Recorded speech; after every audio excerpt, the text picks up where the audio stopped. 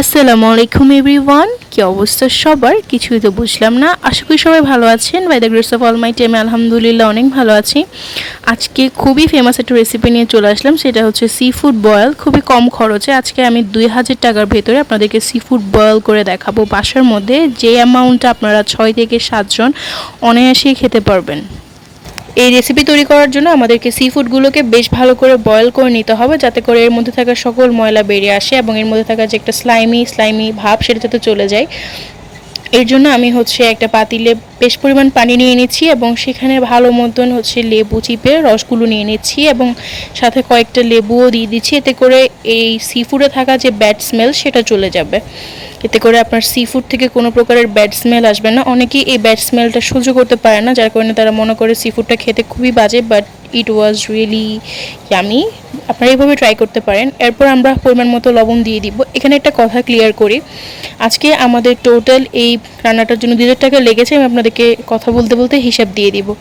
এই পানিটা আমি এইভাবে দিয়ে বলক আসা পর্যন্ত ওয়েট করব, ভালো করে নেড়ে চেড়ে নিব যাতে করে লবণগুলো পুরোপুরিভাবে পানির সাথে মিক্সড হয়ে যায়।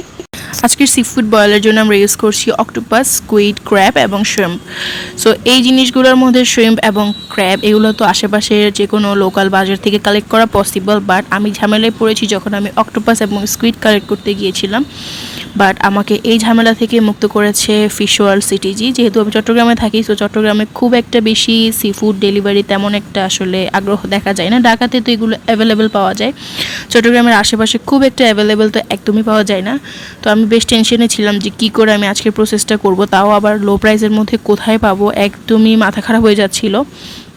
বাট আলহামদুলিল্লাহ আমি অনেক খোঁজাখুঁজির পর একটা পেজ পেয়েছি যারা পুরো চট্টগ্রাম শহরে সি ফুড হোম ডেলিভারি করে থাকে। সি ফুডের মধ্যে অনেক রকমের মাছও তারা ডেলিভারি করে থাকে। আপনারা চাইলে তাদের পেজটা ভিজিট করতে পারেন।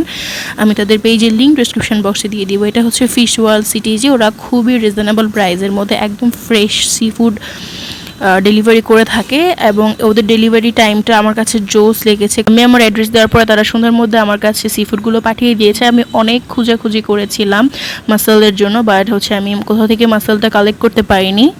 সো যেহেতু আমি বলেছি 2000 টাকার ভিতরে আজকের সি ফুড বয়েল রেসিপিটা কভার অফ করবো, সেজন্য আমি প্রাইসগুলো বলে দিচ্ছি। আমি হাফ কেজি অক্টোপাস আনিয়েছিলাম, যেটার প্রাইস পড়েছে 400 টাকা এবং এটা প্রসেস করা ছিল, এবং হাফ কেজি স্কুইড রিং আনিয়েছিলাম, যেটাও প্রসেস করা ছিল এবং প্রাইস ছিল 450 টাকা। বলক আসার পরে আমি ক্র্যাব দিয়ে দিয়েছি এবং ক্র্যাবটার কালার পুরো অরেঞ্জি টাইপ হয়ে গেছে। তো ক্র্যাব হালকা 5 থেকে 10 মিনিট সিদ্ধ হওয়ার পরে আমি দিয়ে দিচ্ছি শ্রিম্প। যেহেতু খুব দ্রুত বয়েল হয়ে যায়, সেজন্য এটার জন্য আমার 5 মিনিট সময় লেগেছে। আমার কাছে সি ফুডের সবচাইতে জোস যে জিনিসটা লাগে সেটা এটার কালারটা। প্রত্যেকটা জিনিসের কালার ফুটন্ত পানিতে দেওয়ার পরে এত সুন্দরভাবে এত ফাস্ট চেঞ্জ হয়ে যায়, আর কালারগুলো এক একটার কালার এক এক রকম, খুবই সুন্দর লাগে। একটা ফানি জিনিস দেখেন তো, এই চিংড়ি মাছের চোখ দেখা যাচ্ছে, সে মনে হচ্ছে আমার দিকে বেশ রাগ করেই তাকিয়ে আছে যে কেন তাকে আমি খেয়ে ফেলছি। ওকে, সো এরপর আমি দিয়ে দিচ্ছি অক্টোপাস। অ্যান্ড অক্টোপাসটা আমি একটু বেশি সময় নিয়ে বয়েল করেছি, প্রায় 10-15 মিনিট ধরে বয়েল করেছি। যেহেতু প্রপারলি বয়েল না করলে এটা অনেকটা চিউই থেকে যায় এবং টেনে ছিটতে বেশ কষ্ট হয়। আমি আপনাদেরকে দেখাই কি সুন্দর একটা কালার আসছে অক্টোপাসের আফটার বয়েলিং। মাশাআল্লাহ, এই কালারটার প্রেমেই পড়ে গেছি। তার উপরে পার্পল স্টোনের সবগুলো কালার আমার খুবই ফেভারিট। সুতরাং অক্টোপাসটার কালার যখন এরকম হয়ে গেছে তখন আমার খুশি আর কে দেখে, এত ভালো লাগতেছে এই কালারটা। আমি সবসময় অক্টোপাসের এই কালারটাকেই বেশ বেশ বেশ পছন্দ করি। যারা যারা আমার মতো সি ফুড লাভার আছেন তারা কমেন্ট করে জানাতে একদমই ভুলবেন না যে আজকের রেসিপিটা আপনার কতটুকু হেল্প হয়েছে, আর যদি ট্রাই করে থাকেন তাহলে এটার টেস্ট আমাকে অবশ্যই জানাবেন। অক্টোপাস দেওয়ার পরপরই আমি সাথে সাথে স্কুইডটা দিয়ে দিব, যেহেতু অক্টোপাস আর স্কুইড একই টাইমে বেশিক্ষণ ধরে আমাকে বয়েল করতে হবে। ভাই আমি বারবার কেন জানি অক্টোপাসের প্রতি ফিদা হয়ে যাচ্ছি, বারবার শুধু কালারটাই দেখতেছি। আমি সবসময় এরকমই করি, যখনই আমি অক্টোপাস পাই তখন এটার কালার নিয়ে পড়ে থাকি, যদি এরকম পার্পল স্টোনে আসে। যদিও সব অক্টোপাস পার্পল স্টোনে আসে না, কিছু কিছু অক্টোপাস রেড কালারও আসে, যেটা আমি দেখেছি। সো আমার সি ফুড বেশ অনেকক্ষণ ধরে বয়েল করা হয়ে গেছে এবং যখন আমার মন মতো বয়েল করা শেষ তখন আমি এটার মধ্যে যে পানি ছিল এগুলো সব ছাঁকনি দিয়ে ছেঁকে নিচ্ছি, এবং ছাঁকনি দিয়ে ছাঁকার পর আমি এগুলো এইভাবেই রেখে দিব ভালো করে পানি ঝরে যাওয়ার জন্য। আচ্ছা, এরপর দেখাই আমি আজকের সি ফুড বয়েলে আরও কী কী ইউজ করছি। অবশ্যই জিনিসগুলো ছাড়া সি ফুড একদমই সাদা টাইপসের হবে। সো আজকে আমি ইউজ করছি বয়েল করা পটেটো। আমি আগে থেকে এটা বয়েল করে রেখেছি। সাথে আছে লেমন স্লাইস এবং আদা এবং রসুন বাটা, সসেজ এবং চিকেন বল, ক্র্যাবের বেশ ডিম ছিল সেগুলো, সাথে হচ্ছে গ্রিন চিলি পেস্ট এবং পেঁয়াজ কুচি, এবং সাথে রয়েছে বেবি কর্ন আর হচ্ছে মাশরুম। এই বেবি কর্ন এবং মাশরুম, সসেজ এগুলো আমি আলাদা করে কিনেছি। চিকেন বল আমার বাসাতেই ছিল। সসেজের প্রাইস পড়েছে 250 টাকা এবং কর্নের প্রাইস পড়েছে 300 এবং মাশরুমের প্রাইস পড়েছে 200 টাকা। আর আমি যে সসগুলো এবং স্পাইসগুলো দেখাচ্ছি সেগুলো আপনারা চাইলে স্কিপও করতে পারেন, কজ আপনাদের বাসায় অ্যাভেলেবেল নাও থাকতে পারে। আমার বাসায় ছিল দেখে আমি ইউজ করেছি।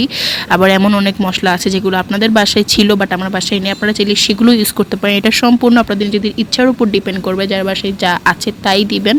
এখানে আমি দেখাচ্ছি তাই কিনতে হবে দিতে হবে এটার কোনো কারণ নেই, আমার বাসায় না থাকলে আমি ইউজ করতাম না। সো এবার আমি সসটা রেডি করব। সসের জন্য আমি বেশ বড় সড়ো একটা পাতিলে সামান্য পরিমাণ তেল দিয়ে নিচ্ছি এবং তেলগুলো গরম হয়ে গেলে আমি এর মধ্যে দিয়ে দিব হচ্ছে আগে থেকে কুচি করে রাখা পেঁয়াজগুলো। আমি পেঁয়াজগুলো দিয়ে বেশ ভালো করে সময় নিয়ে নেড়ে চেড়ে নেব, যাতে পেঁয়াজটা ব্রাউনিশ একটা টোন আসা পর্যন্ত ভালো করে আশেপাশের সবগুলো একসাথে নেড়ে চেড়ে নেবেন। সো এই যে একটা সুন্দর ব্রাউনিশ টোন চলে আসছে, একটু একটু পুড়ছে, ইগনোর দ্যাট পার্ট।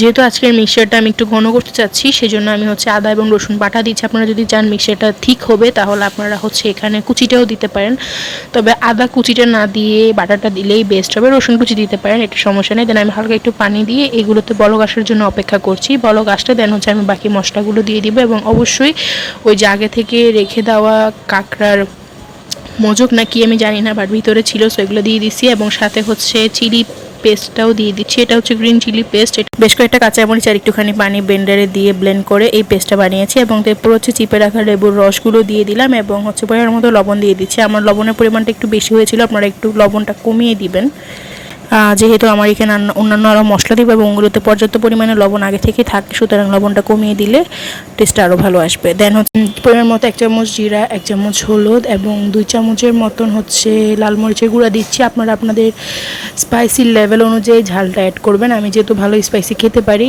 সো সেই জন্য আমি এখানে স্পাইসির পরিমাণটা একটু বাড়িয়ে দিয়েছি। এরপর সব কিছু ভালো করে মিক্স করে হালকা একটু পানি দিয়ে এটাতে বলক আসা পর্যন্ত আমরা ওয়েট করব। বলক আসার পর দিয়ে দিচ্ছি 1 চামচ পরিমাণ গরম মশলার গুঁড়া, 1 চামচ পরিমাণ কালো গোলমরিচের গুঁড়া, 1/2 চামচ পরিমাণ এলাচ গুঁড়ি এবং 1 চামচ পরিমাণ টুকটাক মশলা যেটা আমি অনলাইন থেকে অর্ডার করেছি। এটা শাহি গরম মশলা ছিল, আপনারা চাইলে স্কিপ করতে পারেন। 4টা ম্যাগি মশলা ইউজ করেছি। এগুলো আসলে ম্যাগি মশলা না, এগুলো হচ্ছে স্বাদে ম্যাজিক আর কি, আপনারা চাইলে একটু স্কিপ করতে পারেন, আমার কাছে ছিল দেখে আমি অ্যাড করছি। দেন তারপরে আমি হচ্ছে 2 রকমের মেয়োনিজ ইউজ করেছি, একটা হচ্ছে চিলি মেয়োনিজ আর একটা হচ্ছে হোয়াইট গার্লিক মেয়োনিজ। দেন হচ্ছে আমি বুলডগ সস ইউজ করেছি, এটা খুবই স্পাইসি, আপনারা এটা স্কিপ করতে পারেন সাথে সাথে সসগুলো। তারপর টমেটো সসটা অবশ্যই দিতে হবে, এরপর আমি টমেটো সসও দিয়ে দিয়েছি, এটা আপনারা মাস্ট দিবেন, টমেটো সস স্কিপ করবেন না, আদারওয়াইজ টেস্ট ভালো আসতে নাও পারে। এরপর আমি সবগুলো মশলা একসাথে নেড়েচেড়ে একটার সাথে একটা মিক্স করে নেব যাতে করে আলগা হয়ে না থাকে। দেন হচ্ছে পানি দিয়ে দিব, কজ আমার মনে হচ্ছিল কনসিস্টেন্সিটা আরেকটু ঠিক করার দরকার, এত বেশি ঘন হলে খেতে ভালো লাগবে না, সেজন্য আমি বারবার পানি দিয়ে দিয়েছি এবং হালকা পরিমাণে ভিনেগার এবং হালকা পরিমাণে সয়া সস দিয়েছি, যেটা সয়া সসের পরিমাণ ছিল 2 চামচ, ভিনেগারের পরিমাণ 1 চামচ। এরপর আমি আগে থেকেই কিনে রাখা মাশরুম এবং হচ্ছে কর্নগুলো দিয়ে দিচ্ছি। এগুলো বেবি কর্ন ছিল, আপনারা চাইলে বড় কর্ন ইউজ করতে পারেন, সেক্ষেত্রে অবশ্যই আগে বয়েল করে নেবেন।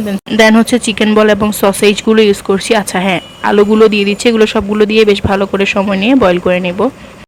আর আমার বাসাতে হচ্ছে চিংড়ি মাছ আগে থেকেই ছিল, আমার ক্র্যাবটা কিনা লেগেছে, আমি 1 কেজি ক্র্যাব নিয়েছি 400 টাকা দিয়ে। তো আগের 1600 আর এখানকার 400, টোটাল হচ্ছে 2000 টাকা টান। সো আজকের আমার চ্যালেঞ্জ ছিল যে 2000 টাকার ভিতরে অল ওভার দিয়ে সি ফুডটা কী করে বানানো যায় সেটা। সো আলহামদুলিল্লাহ আমি বানিয়ে ফেলেছি। সি ফুডের সাথে যেহেতু হাফ বয়েল এগটাই যায়, তো সেজন্য আমি সবার লাস্টেই এগটা অ্যাড করেছি, আদারওয়াইজ এটা অনেক বেশি বয়েল হয়ে যেতে পারে। সো আজকে আমার সি ফুড রেডি, আলহামদুলিল্লাহ অনেক টেস্টি ছিল। আর থ্যাংকস ফর ওয়াচিং, আসসালামু আলাইকুম।